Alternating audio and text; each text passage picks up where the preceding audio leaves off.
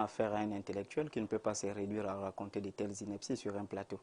Si on rentre dans la définition de l'animisme, c'est l'ensemble des pratiques et des expériences qui s'intéressent au salut de l'âme et qui mettent l'homme en contact avec l'incréé. Voilà, déjà il aborde la question de Dieu. En tant qu'intellectuel, il est censé savoir que Dieu est un concept qui a été fabriqué par l'Occident. Ses ancêtres ne connaissaient pas l'appellation Dieu. Il y a une appellation d'un être invisible, intouchable, incréé dans sa propre langue. 842, c'est là que les Occidentaux ont fabriqué Dieu. C'est pourquoi si vous voyez dans les langues romanes et gothiques, il y a une conceptualisation à travers soit un G, soit un D. Si vous prenez Dieu chez les Italiens, Dei, Dieu chez les Espagnols, Dieu, parce que ça sort de la même racine. Et Dieu ne veut rien désigner. Dieu veut dire tout ce qui brille dans le ciel, dans la naissance même du mot Dieu. Or, nous, on avait Nzambe, Nyambita, Tatu, qui désignait un être incréé. Voilà. Maintenant, l'animisme, c'est quoi? C'est tout simplement l'expérience que l'homme a avec cet être incréé. À travers, bien sûr, l'expérience selon laquelle la puissance et les lois de cet être-là sont diffusées dans la nature, dans les eaux, partout. C'est ça. Ah, donc ce n'est pas finalement si inepte que ça. L'animisme, vous revenez à la nature. Ce n'est pas l'adoration des eaux. L'animisme, ce n'est pas l'adoration des arbres. Déjà, je vais lui dire quelque chose. Si on parle de cette hypothèse, Jésus est purement animiste, puisque Jésus a maudit un arbre qui n'avait pas produit de fruits. Et où est le rapport avec l'animisme? Jésus a maudit un arbre qui n'avait pas produit de fruits. Et donc, pour revenir sur la question... Où est le rapport avec l'animisme? Sur la question. Oui, si on maudit un arbre qui ne porte pas de fruits, parce qu'on croit qu'il y a la vie dans cet arbre-là, on croit que cet arbre-là a une mission. C'est pourquoi je dis, en débat classique, est-ce que là, en débat classique, un objet d'adoration et de culte? En débat classique, qui adore les arbres. Ben justement, montre-moi une seule personne. Le vitalisme, c'est un aspect. Mais il raconte quoi, lui? Montre-moi un seul animiste au Cameroun qui adore un arbre. Un seul. Cite-moi le nom d'un seul. Quand vous croyez, cite-moi le nom d'un seul. On dialogue avec la nature.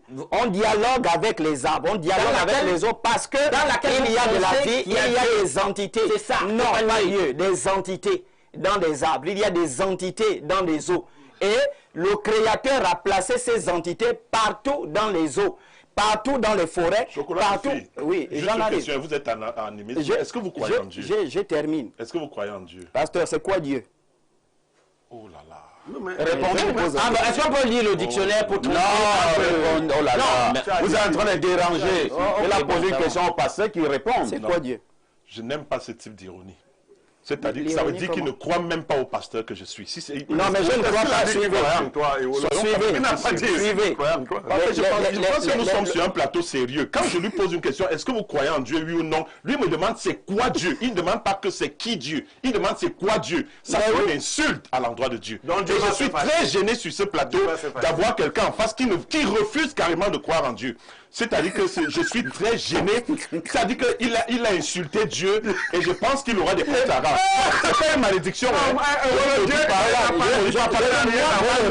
Ma mission est d'amener les gens à croire. Moi, ma mission... Non, ne m'insultez pas. Je ne vous insulte pas. Non, ne dites pas faux pasteur. Parce que c'est pas vous qui m'avez appelé à servir Dieu. C'est pas vous qui m'avez établi pasteur. Mais je vais vous expliquer pourquoi je vous appelle faux pasteur. Que vous manquez de respect à ma personne. D'abord, et au pasteur que je suis un peu gêné. C'est-à-dire quand je lui demande, il me demande que c'est quoi Dieu. Je comprends que je ne peux pas discuter avec lui. Vraiment, je suis désolé pour les questions. Chocolat des filles, vous reprenez la parole. Je suis très gêné par rapport à ça. Pour revenir sur la question de l'animisme, l'animiste n'adore pas des arbres, l'animiste n'adore pas des objets, l'animiste n'adore pas des eaux. Mais l'animiste croit que dans chaque élément de la nature, il y a la vie divine. Et que on peut passer, je l'ai dit hier aux prêtres avec qui j'ai débattu, il y a des lois qui ont été établies, que je ne peux que passer par certaines lois pour avoir certaines choses. Donc, si je dois aller, par exemple, mon enfant est malade, c'est ce que l'animiste croit. Si mon enfant a de la grippe, je tourne derrière la maison, je vois, par exemple, un manguier.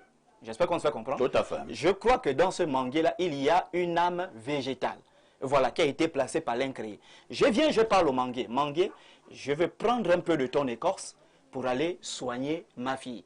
et j'enlève un peu du manque. Chez nous, l'animisme, on respecte la nature. Quand on coupe une plante, c'est pour un but.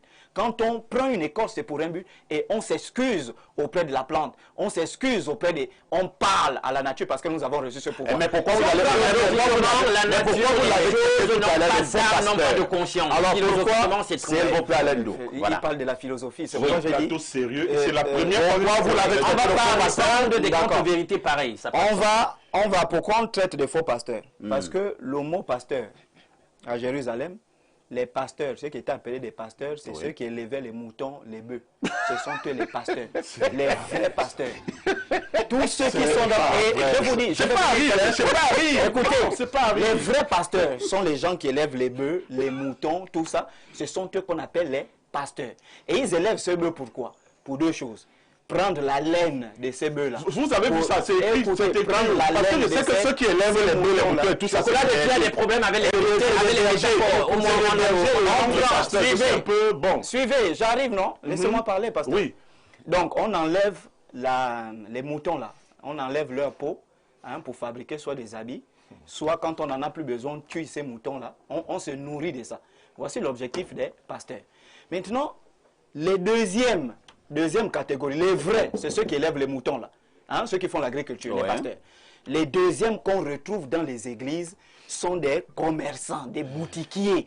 Et c'est pourquoi automatiquement ils sont faux. Parce que si on parle de la nature même du pasteur, c'est celui qui vit de ses brebis. Et c'est pourquoi ils appellent leurs clients dans les églises les brebis.